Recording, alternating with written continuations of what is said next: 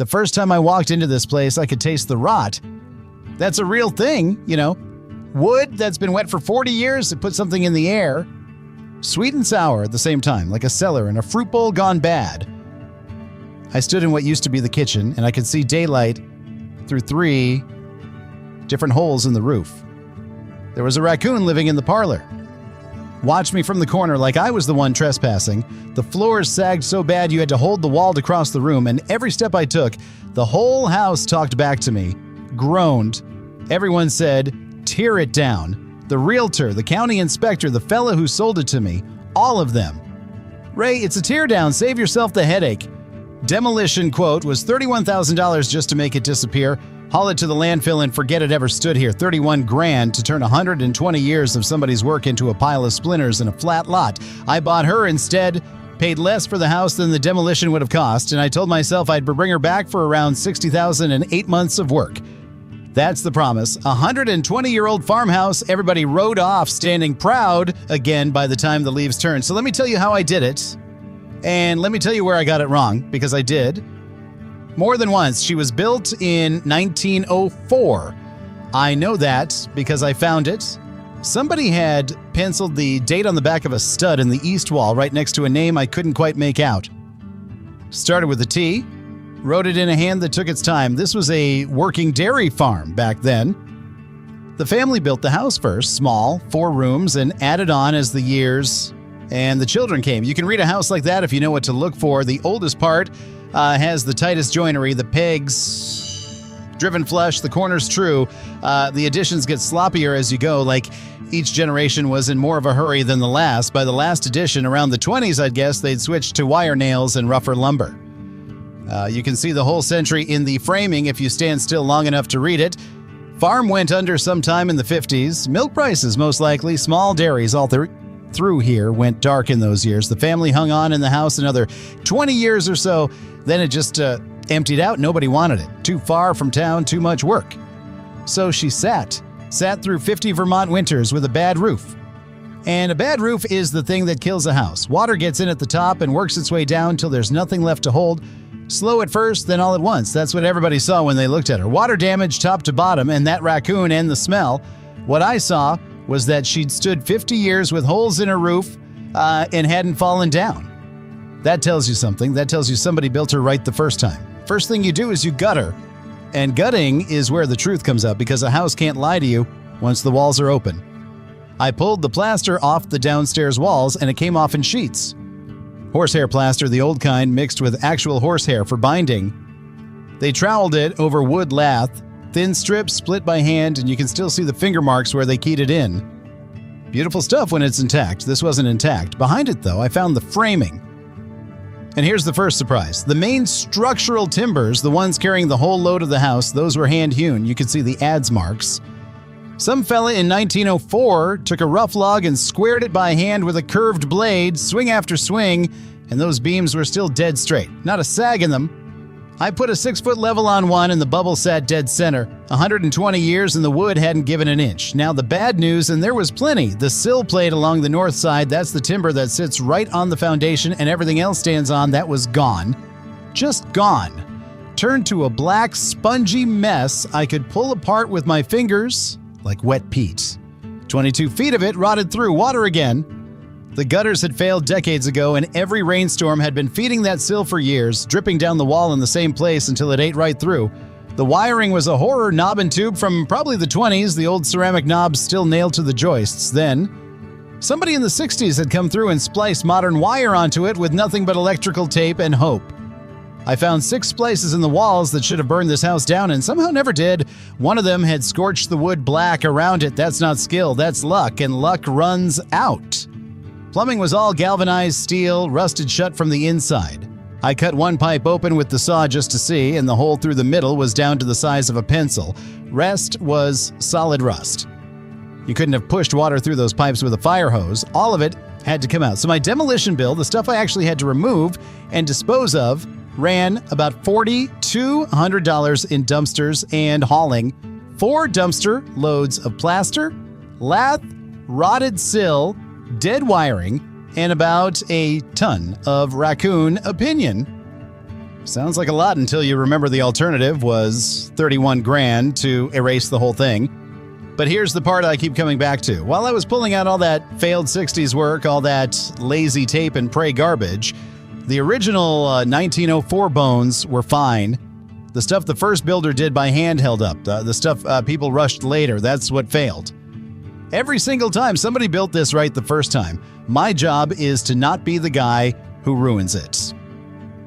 I found one more thing in the demolition. In the parlor, buried under 3 layers of bad flooring, there was an original built-in cabinet.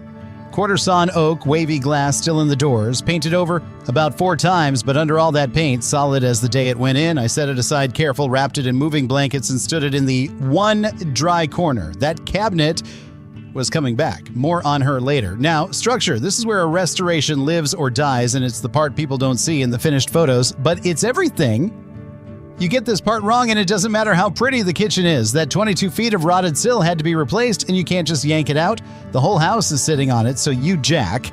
I set up cribbing, stacks of short timber, laid crosswise like a log cabin, and hydraulic bottle jacks under the main beams.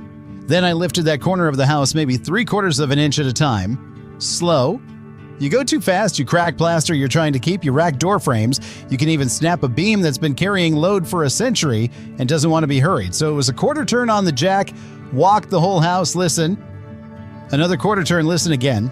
It took me most of a week just to get her lifted enough to slide the old sill out in pieces. I milled the new sill from pressure-treated timber, and I put a proper capillary break between it and the stone foundation this time, a strip of closed-cell sill gasket, something the 1904 builder didn't have because they didn't have the material. Stone wicks water straight up into wood if you let it touch bare. That's the thing about restoration. You're not just copying the old work, you're keeping what was good and fixing what they couldn't have known. I set the new sill, anchored it down into the stone with epoxy set bolts, and lowered the house back onto it the same slow way I raised her. When I pulled the jacks, she settled maybe a 16th and then held. That's what you want, held. The foundation itself was fieldstone, big rounded stones the farmer probably pulled out of his own fields, clearing them for the plow, dry laid, no mortar at all, just stone stacked so careful it stood for over a century. And it was in remarkable shape. A couple spots had bellied out where frost got behind them, so I took those sections down stone by stone, numbered them, and relaid them with a little lime mortar packed behind to hold them true. But 90% of that stone wall was exactly where a man set it 120 years ago. I stood down in that crawl space with a headlamp just looking at it. You could see how careful he was, how he turned each stone to find the face that fit the last one. That's not a thing you can rush. That's a man who meant it to last. Here's where I got it wrong. When I was leveling the second floor, I trusted my laser level over my own eyes. The laser said one corner of the bedroom was low, so I shimmed it up to bring it flat. Spent half a day on it, sistering and shimming to chase that red line. Then I stepped back and the whole room looked wrong. Doors wouldn't hang right. The trim fought me. Turns out the house had settled evenly over a century, and by forcing one corner to modern dead level, I'd fought against 100 years of the house finding its own balance. I took the shims back out, let her sit the way she wanted to sit. That one's on me. Old houses aren't level, and you don't always want them to be. You want them stable. There's a difference, and it took me 30 years to really learn it. Level is a number. Stable is the truth. Reframed the roof next. Kept every original rafter I could. Sistered new lumber alongside the ones that were cracked. Sistering just means you bolt a new board right up against the old one so they carry the load together, share the weight between them. That way, the old rafter, the one some fella cut by hand, stays in the house doing its job instead of going in the dumpster. I only had to replace 4 rafters outright. The rest, hand cut, still true, just needed a partner. New sheathing over all of it, new ice and water shield along the eaves where the melt backs up, and a standing seam metal roof rated for 50 years. Snow slides right off it because the roof is what killed her the first time, and I'm not letting it happen twice. Roof ran me about $9,000 all in. Most important, $9 grand in the whole project. Everything under it depends on it. Then came the systems, the stuff behind the walls that nobody ever compliments you on, and that's exactly why it matters. All new electrical. I pulled every foot of that knob and tube and that taped up 60s mess out of her and ran a proper 200 amp service with new wire to code, every outlet grounded, every circuit its own breaker, arc fault protection where the code wants it. About $7,000 with the panel. It's not glamorous. Nobody walks into a finished house and says, wow, look at that grounded outlet. But I sleep at night knowing this house won't burn down because of something I left in a wall. That's worth more than any backsplash. New plumbing, all of it. PEX lines because they flex and they don't burst as easy when it's 20 below. And believe me, it gets 20 below here. Steel pipe splits when it freezes. PEX will swell and mostly forgive you. I ran the lines up through interior walls where the heat can find them. Kept them off the outside walls entirely. New water heater, new pressure tank on the well. New everything from the ground to the fixtures, call it 5,500. Insulation is where I want to spend a minute because this house had essentially none. In 1904, they insulated with whatever they had, which was mostly newspaper and prayer. I found newspapers stuffed in one wall dated 1911. I actually sat down on a bucket and read a couple pages standing right there. Ads for horse liniment and a notice about a barn dance. Somebody's grandfather packed that wall against the cold and left me a little letter without knowing it. I did dense pack cellulose in the walls, blown in tight so it can't settle and leave a cold gap at the top, and spray foam on the underside of the roof deck. Now, I'll be straight with you, insulating an old house is a balancing act. You seal her up too tight, you trap moisture, and moisture is what rotted her the first time. So you've got to let the walls breathe in the right spots while still keeping the heat in. I left the exterior able to dry outward, kept the vapor moving the right direction, and I didn't wrap her in plastic. I've seen people shrink wrap a 100-year-old house and then cook it from the inside with condensation, wondering 2 winters later why the sills are black again. I wasn't doing that. And I was fighting the calendar the whole time. This is Vermont. I gutted her in July, sweating through my shirt, but by the time I was doing insulation, it was mid-October. And the mornings were already down, near freezing. Once the snow comes, you can't work outside, you can't paint. Half your materials won't cure. Spray foam won't set right when it's too cold. I had maybe a 6-week window to get her sealed and heated before winter shut me down. I made it barely. Got the wood stove lit the first week of November, and working inside a warm, dry house while it snows outside the window. There's nothing better in this whole trade. Now, the finishes. This is where the house gets her face back. The floors. Under all that bad flooring in the main rooms, there was the original wide plank pine. Some of these boards are 14 inches wide. You can't buy that anymore, or if you can, it costs a fortune because it came from old-growth trees that took 200 years to grow and don't exist around here now. Most of it was salvageable. I pulled the ruined boards and I had enough good ones from a torn-out closet floor to patch the holes with the same period wood, same width, same wear. Then I sanded it all down by hand in the tight spots along the walls, and I did not stain it. I put a natural oil finish on it and let the wood be the color the wood is. And here's the thing. 120 years of footsteps. You could see the path worn from the door to the stove. A soft valley in the wood where every soul in this house walked the same line to warm their hands. I left that. That's the house's memory. You don't sand out a thing like that. The kitchen I built new but honest. Shaker cabinets I made myself in the shop over 3 weeks, painted a soft green. Soapstone counter because soapstone was what a farmhouse this age would have had. And it takes heat and it takes abuse and it just gets better looking as it ages, darkens up where your hands go. I put in modern appliances but tucked them so they don't shout. Panel front on the fridge, the range low and quiet. The kitchen should feel like it's always been there, not like a showroom dropped into an old house. That's the whole trick. Make it new without making it loud. And the cabinet, that quarter sawn oak built in, I pulled out of the parlor. I spent 3 full days stripping 4 coats of paint off it. Careful with a gentle stripper and a plastic scraper. The paint softened, not gouged. You rush that with a heat gun and you scorch the grain, and then it's ruined forever. And underneath all that paint was this oak with a grain like tiger stripes, the way quarter sawn oak flashes and shines when the light moves across it. Both panes of wavy glass survive. The real old glass with the ripples in it that turns the light to water, I put it right back where it came from. In the parlor, cleaned and oiled and glowing. That cabinet is the oldest working thing in the house now. Some fella built it into this wall in 1904, and it's still doing its job. It's the heart of the place. Let me walk you through her. Finished.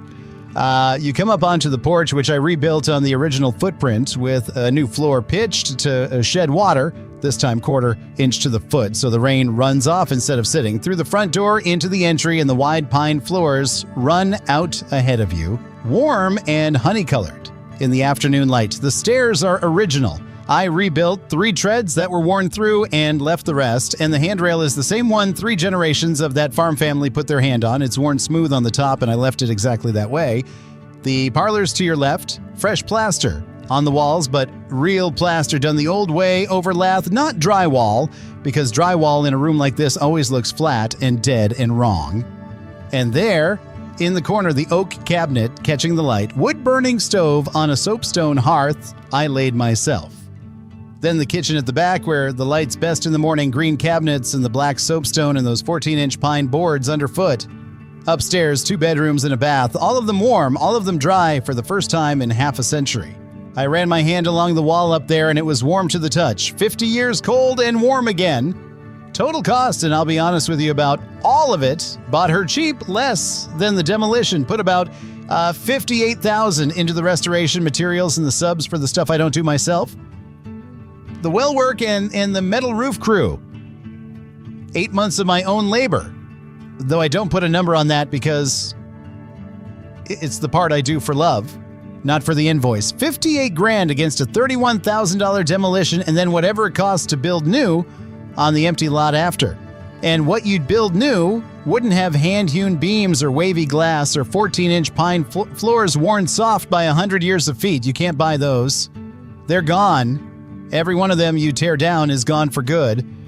Everyone said tear it down, and she's standing here dry and warm and square enough, with her original bones and her original floors and that oak cabinet glowing in the parlor. Here's what I know after 30 years of this. Somebody built this right the first time. Every failure in this house came from people who rushed, who taped it and prayed and moved on to the next thing. The careful work lasted 120 years. The lazy work barely lasted 40. My whole job is just to not be the guy who ruins it, to keep what the good hands made and quietly fix what they couldn't have known. Next one's already waiting for me. It's a stone mill house down by a river, 1880s, and half of it's underwater damage from a flood 2 years back. Silt lines still up on the walls, chest high. Everybody's telling me the same thing they always do, but there's a millstone still set in the floor of that place, 4 foot across, and I want to see if she still turns. I'll show you soon.